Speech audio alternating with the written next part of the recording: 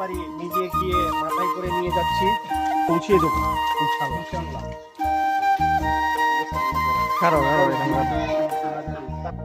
বারাকা ফাউন্ডেশনের পক্ষ থেকে আমাদের এলাকার যারা গরিব অসহায় ওনাদেরকে দেখে রেখে আমরা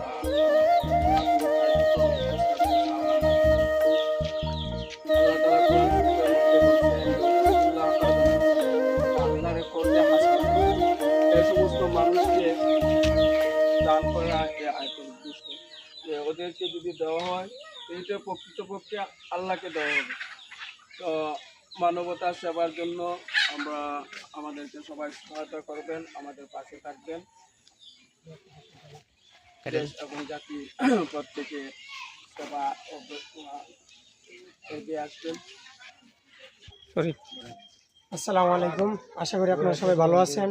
আমরা আমাদের এলাকায় মানবিক কাজে সহযোগিতা করার জন্য এমন অসহায় মা বোনেরা যারা আছেন তাদেরকে অসহায় দেখে দেখে আমরা এক বস্তা চাউল প্রাথমিকভাবে দিচ্ছি। আপনারা আমরা দেশ ও দেশের বাইরে যারা আছেন, আমাদের বারাকা ফাউন্ডেশন নামে নতুন একটি ফাউন্ডেশন করেছি।